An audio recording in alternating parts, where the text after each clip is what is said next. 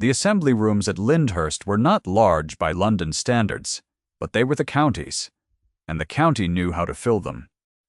The chandeliers had been lit an hour before the guests arrived, so by the time Cecily Ashbourne stepped inside on the third evening of November, the air was already warm with wax smoke and the close press of winter wool and powder. She wore a gown of deep cream silk that she had trimmed herself, a modest Spencer jacket in pale sage green that she had owned since before the marriage, and her dark hair pinned simply at the crown, no feathers, no jewels beyond a single strand of garnets that had been her mother's. She was not, by the county's measure, a striking figure. She stood just inside the door looking for her husband. She had expected him before her. They had arrived separately because he had been stopped in the foyer by Mr. Procas Crane about the Northfield tenancies. And she had told him she would go ahead. She had said it as though it were nothing.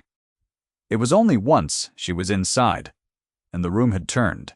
Not entirely, not with the sharp collective pivot of a crowd that has witnessed something scandalous, but in the particular way of a Hampshire assembly, gradually and with purpose, that she understood it was something after all.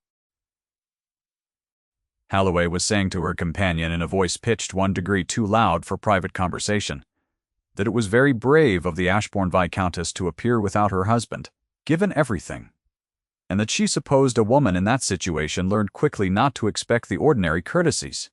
Her companion murmured something. Mrs. Holloway's fan moved in a slow arc. She did not look at Cecily. She did not need to. Cecily stood still. She had learned in the 4 months since the marriage that stillness was its own form of speech.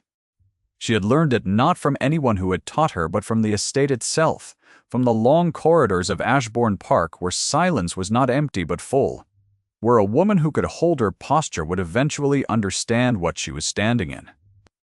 She was 22 years old, and she had been called too much and too little in the same breath her entire life, and she did not flinch now.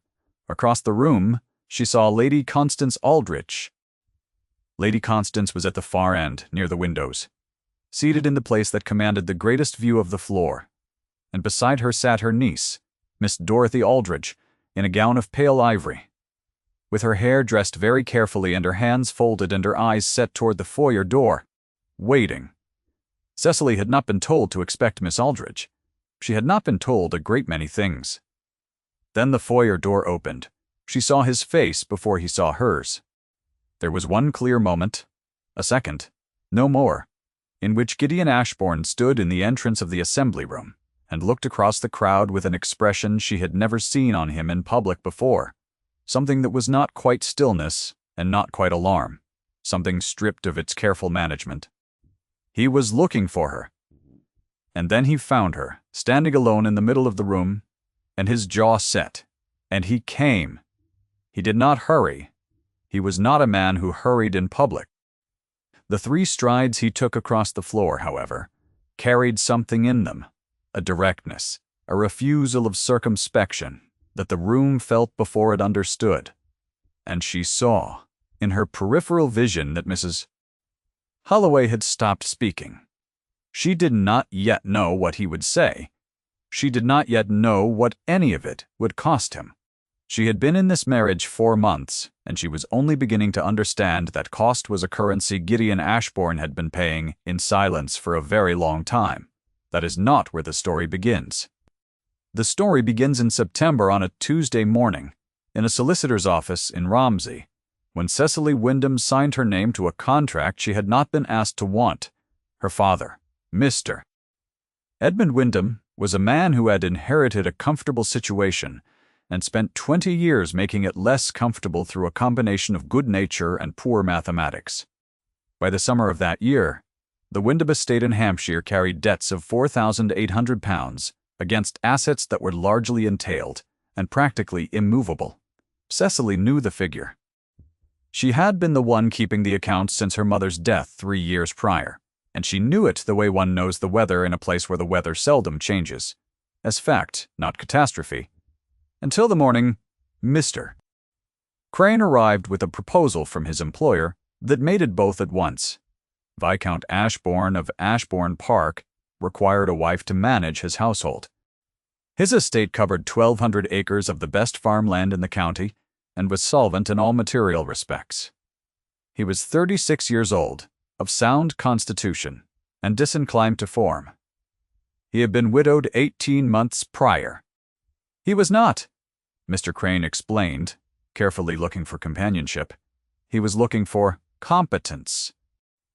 The settlement would discharge the Wyndham debts entirely and provide Cecily with a jointure of £200 per annum should the Viscount predecease her.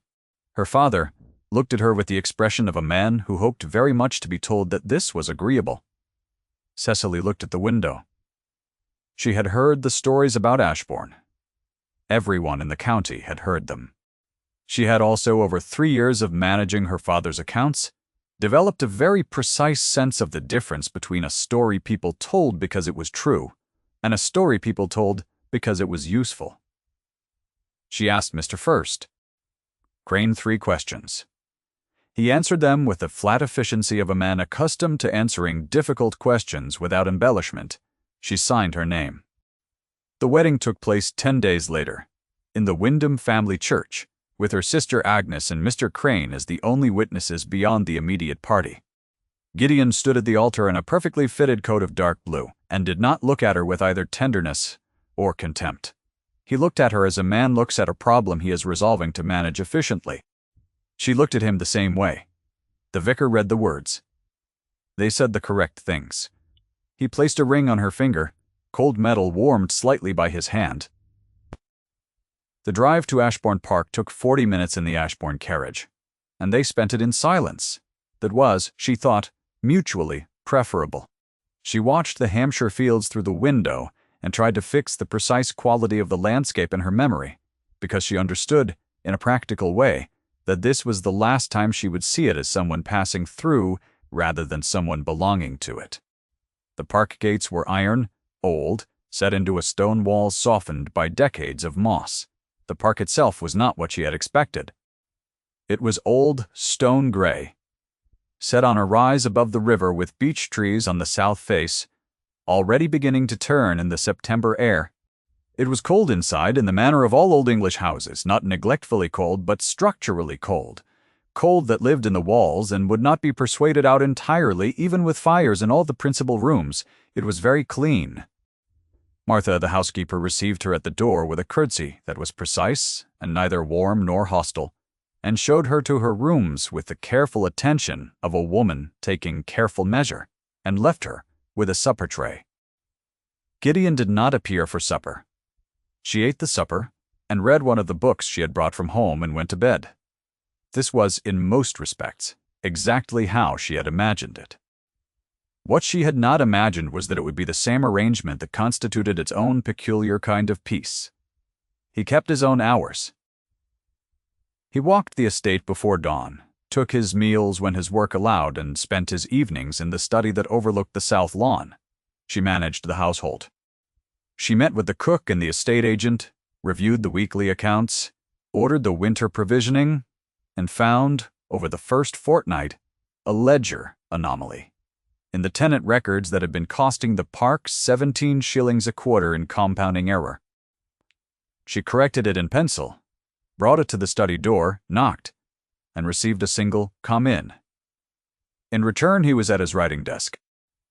On the desk, among the papers, there was a small painted miniature in an oval frame, and as she entered it was face down, as if it had been placed that way some time ago and no one had thought to restore it.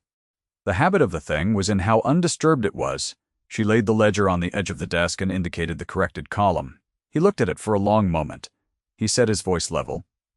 "How long has this been running?" She said, "At least since midsummer, possibly the quarter before." He said nothing further. When she reached the door, he said, without looking up, "Thank you, Mrs. Ashbourne." She had not expected that. She did not mention the miniature. The first week of October brought Lady Constance Aldridge. She arrived at the park in a carriage of such impeccable presentation that the effect, Cecily suspected, was deliberate. A visual argument against whatever was rumored to be happening inside the house. Lady Constance was 51, silver-haired, with a face that had once been handsome and was now principally authoritative.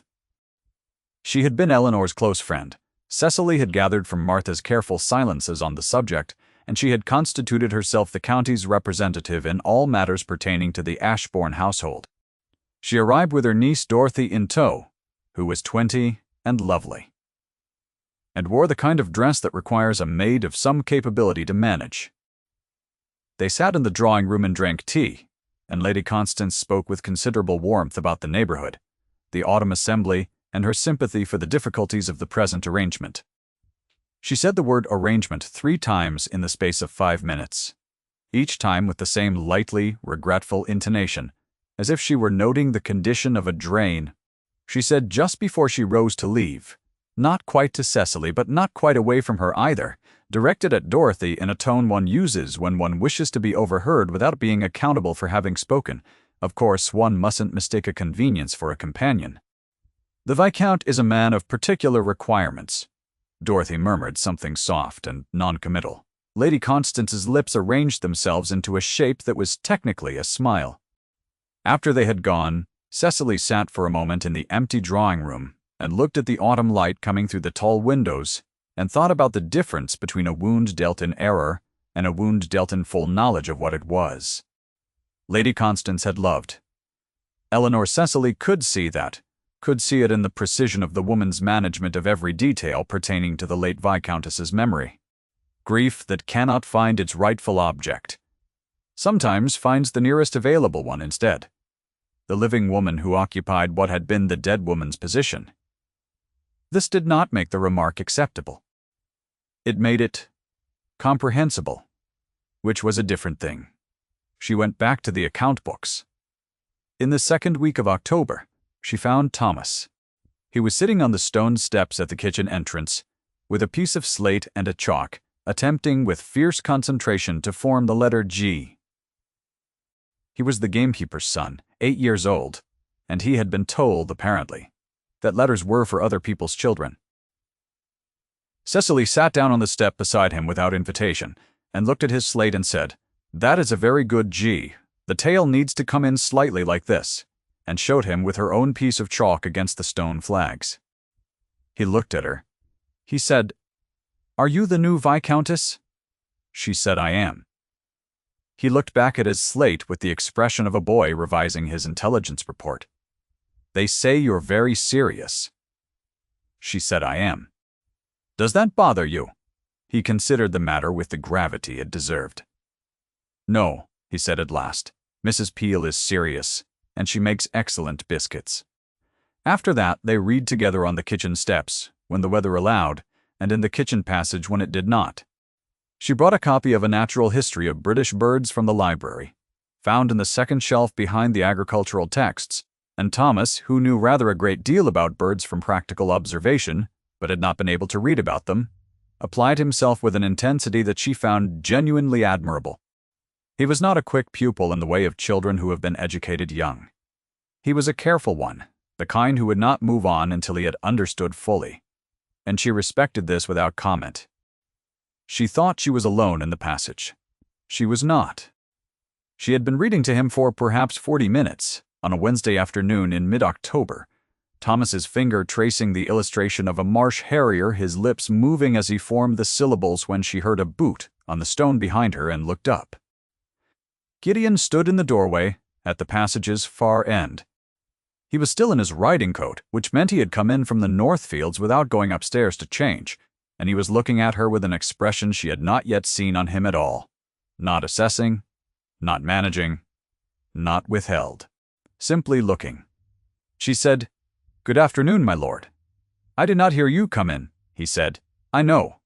And then he walked past and up the back stairs without another word. Thomas said, "Is he always that quiet?" Cecily said, "Generally, yes," and returned to the marsh harrier. She thought about the expression for a long time afterwards.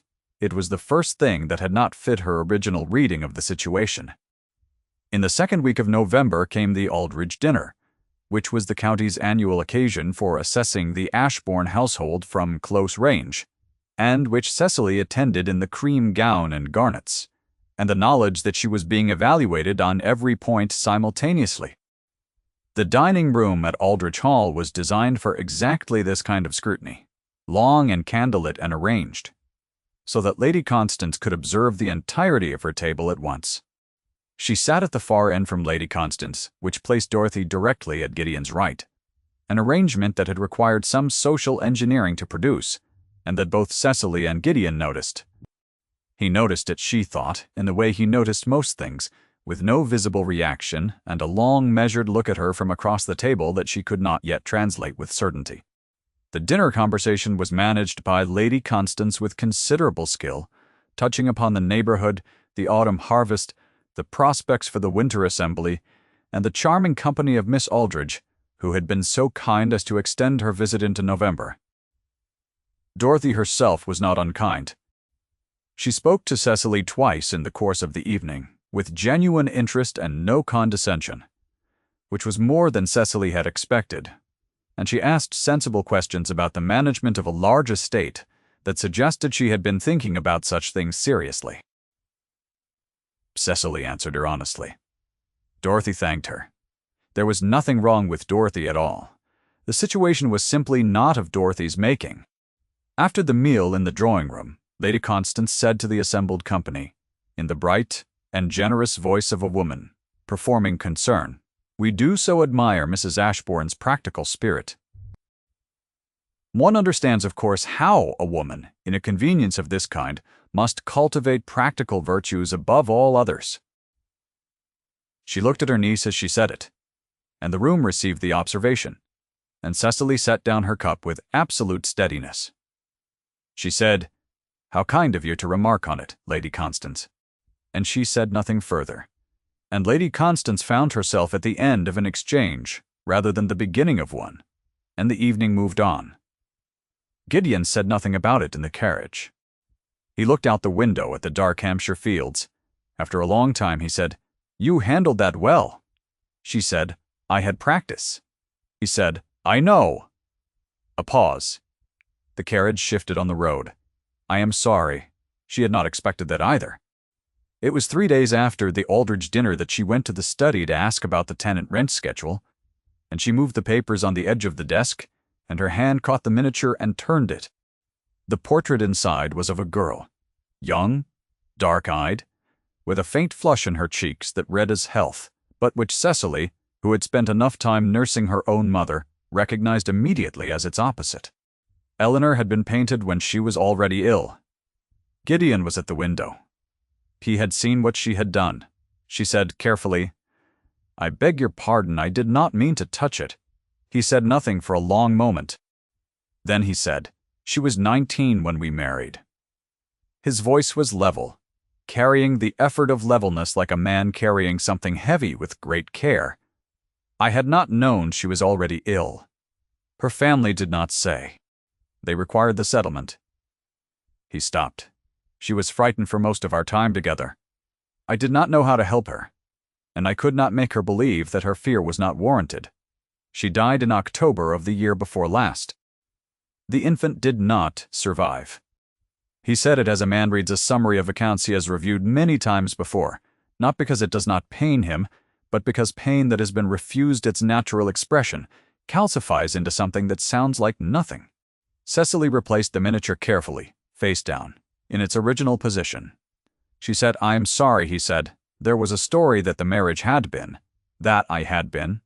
He did not finish the sentence. He did not need to. She said, "I know the story. I did not believe it." He looked at her. She was not sure what he was looking for, but she stayed steady, under the look, because she had meant what she said, and she did not qualify things she meant. She thought, walking back along the corridor, that she had been married to this man for 6 weeks, and she had understood less than half of him, and that the half she understood was more than she had expected. If you have sat with a recognition that arrived before you were ready for it, you know what Cecily carried out of that study. It is not hope precisely. It is something more careful than hope. It is the decision to look more closely at something you had decided, for the sake of self-preservation, not to examine. The weeks that followed were the weeks of the estate in late autumn, which had their own demands. The winter provisioning, the tenant reviews, the quarterly reckoning with Mr. Crane. In the course of reviewing the tenant rent schedule with Crane, Cecily discovered that the estate agent had proposed, without bringing it to the Viscount's attention, an increase to the rents on the 3 smallest farms along the river that would have made their winter very difficult. She did not simply correct the columns and say nothing. She set out the figures and the consequences on 2 careful pages and brought them to Gideon in the study, and laid them before him, and said that if he agreed with her analysis, the increase should not proceed. He read what she had written. He said, "This would have come out of the Dalton family's winter stores." She said, "Yes." He looked at her for a long moment. He said, "Leave it with me." Mr. Forsing. Crane received new instructions the following morning. She did not know this had mattered to him in any way beyond the practical, until she overheard, quite accidentally, his brief exchange with Martha in the corridor outside the breakfast room 2 days later.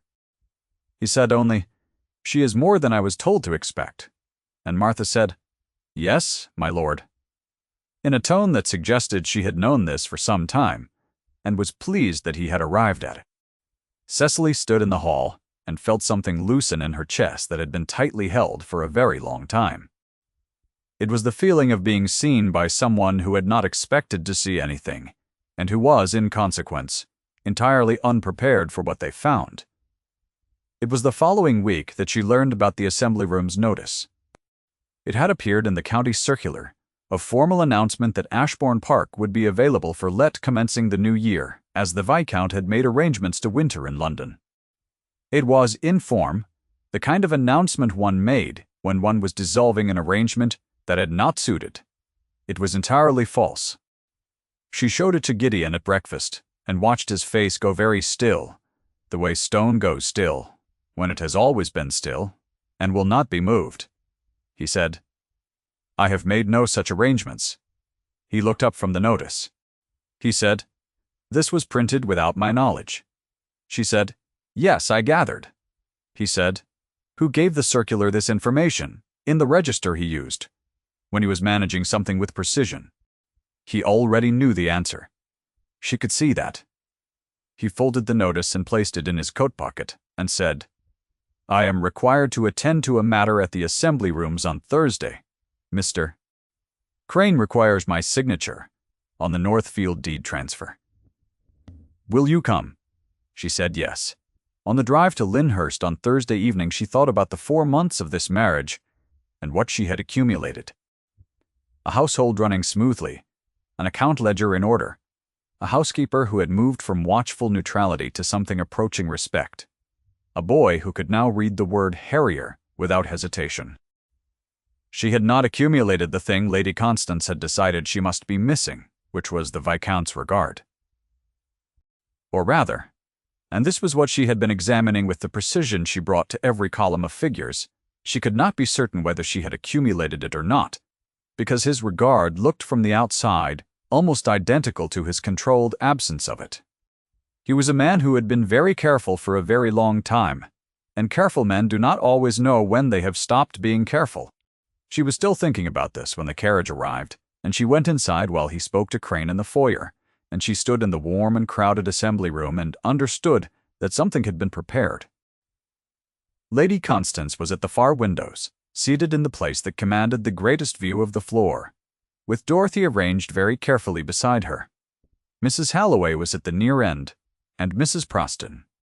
Halloway said to her companion in a voice built for carrying, "How brave of the Viscountess to appear, given everything." A convenience of this kind rarely outlasts the first winter. Cecily stood still. The room was warm. The music was beginning at the far end. She could hear the county around her shifting and adjusting, redistributing itself to face the spectacle, doing the thing that rooms did when they understood that something was about to be decided. She had been told her whole life that she was too much and too little in the same sentence, too direct and too unadorned, too unlikely to be chosen, and too resigned to the verdict to trouble herself about it. She had married a man, the county called feared, and found him instead to be specific, wounded, and trying with considerable difficulty to be decent. She had kept his household and defended his tenants and sat with him in the evenings, and not asked for more than he was yet prepared to give. she had not broken. She had not broken under 4 months of watching and waiting and being measured against a portrait she was never meant to surpass. And she did not break now. She was thinking, with great steadiness, that she would simply remain where she was until he came or did not come. When the foyer door opened, she turned. She saw his face in the doorway, that moment of stripped expression before he found her. And then he was moving through the crowd, 2 strides, 3, and the people between them simply accommodated this without his appearing to ask it of them. Lady Constance had risen from her chair. She said in a bright and carrying voice, "Viscount Ashbourne, we were just speaking of you. Miss Aldrich has been hoping for the pleasure of your conversation this evening." She said it to the room as much as to him the way one makes a declaration that requires witnesses to take hold. Gideon stopped beside Cecily. He did not look at Lady Constance immediately. He looked at Cecily for one full unhurried moment, with the expression of a man who has arrived at a decision he had been approaching for some time without quite acknowledging it. Then he looked across the room at Lady Constance, and the room was very quiet, and he said in a carrying and level voice, "This is my wife. She will always be my wife." Lady Constance's fan stilled in her hand. Miss Dorothy Aldrich looked at the floor. She was not a cruel person.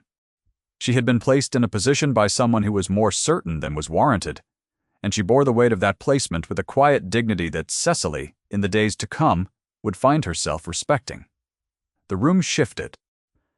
Not the slow collective pivot of assessment that had greeted Cecily's entrance, but the quicker release of a crowd that has been waiting for permission to recognize what it was watching all along. "Mrs. Sephra?"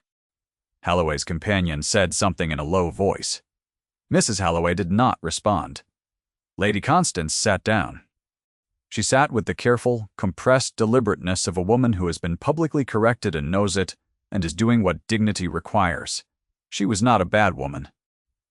She had loved Eleanor, and she had made Cecily the repository of a grief with no other resting place, and she would not be entirely wrong to feel, in the coming weeks, a measure of something like shame. Cecily would not require her to display it. That was not the kind of reckoning this warranted. Mr. Crane appeared at Gideon's shoulder, offered a document, received it back signed, and withdrew without further ceremony. The Northfield deed transfer. 1,200 acres proceeding in proper order. The orchestra began again. Gideon offered his arm. She took it. He said quietly, near her ear, "I should have said it sooner," she said. "You said it now." He said nothing more, which was, she had learned, his way of meaning a great deal. The November assembly did not stop for them. The county danced and murmured and refreshed itself, and watched in the manner of all English assemblies with considerable interest rendered as casual indifference.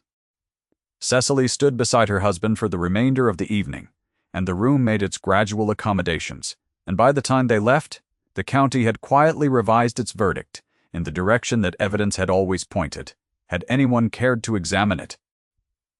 They did not speak much on the drive home. The Hampshire fields were dark on either side of the carriage, the sky very high and clear, with a kind of November cold that carries stars. She was aware of the warmth of him beside her in the small space and the rhythm of the carriage, and the quiet that was no longer empty. He said, "Near Ashbourne, the notice in the circular, I intend to write a formal correction." She said, "I know." A pause. "It does not seem entirely necessary." Now he looked at her in the dark. He said, "No." "A beat, I suppose, it does not." The park was lit when they arrived. Fires in the main rooms, candlelight in the hall windows. Martha at the door, with her customary precision. She looked at them both, taking her measure with the thoroughness of a woman who has been monitoring the situation for some time and is now prepared to revise her account. Then she said simply, "Good evening, my lord."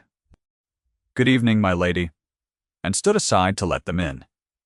In the hall, Cecily removed her gloves. Gideon helped her with the Spencer jacket, his hands precise and careful at her shoulders. It was a small gesture, the kind that occupies no particular significance if one decides to read it plainly. She did not read it plainly. She thought about 4 months' account books and ledger columns, a boy reading a natural history of birds in a cold passage, a miniature turned face down on a writing desk. She thought about what it meant to outlast something, not to survive it with triumph or declaration, but to remain, quietly, and at cost, until the thing that needed outlasting had finally run itself through, and what was left was what had been there all along. He said Cecily, her given name, in his voice for the first time without occasion requiring it. Just her name. An offering of the ordinary, she said. Gideon. He looked at her. The hall was warm. The house was quiet around them. The kind of quiet that has weight in it, that has been inhabited long enough to hold a person's shape. She did not look away. Neither did he. The fire in the great hall grate was the only sound. In the days that followed, the house settled into something different. Not different in its routines, because the routines continued as they were, but different in the quality of attention moving through them. He walked the estate in the mornings, as he always had. She reviewed the accounts, as she always had. He stopped at her desk on the way through to the study sometimes, and looked at what she was doing, and asked a question that was not required for any practical purpose. She knocked at the study door in the evenings sometimes and was invited in, and they sat with the fire between them and did not always speak about practical matters. This was the new arrangement. It was not, she thought, very different from what had been there already, except that neither of them was pretending it wasn't what it was. Martha began to set 2 places in the study for the evening. She did this without being asked and without comment, with the serenity of someone who has been waiting to do it. Thomas's reading had progressed to the chapter on birds of prey. He had, with some ceremony, informed Cecily that he intended to be an ornithologist, which was a word he had encountered in her book and had required 2 full lessons to master. She reported this to Gideon one evening in the study. He looked at her for a moment, and then something crossed his face that was not quite amusement but was near enough to it that it counted. He said, "An ornithologist." She said, "It is an admirable ambition." He said, "I suppose it is." They sat for a moment in the fire quiet of the study, and it was the closest she had heard him come to something light, and she kept it the way one keeps small and improbable things that arrive without warning and without precedent. There came an afternoon in December when she was in the study, returning the account books to their shelf, and she looked at the writing desk and saw that the miniature had been moved. Not removed. Moved to the corner of the desk where it had always been, but it was no longer face down. Eleanor looked up from the frame with her dark eyes and the flush that was not health. A girl of 19 painted by someone who had done their best to make her look, if not well, then at least present. She had been frightened. Gideon had said she had been young and frightened and ill before the marriage. Cecily stood at the desk and looked at her and thought that Eleanor Ashbourne had not deserved what had been given her.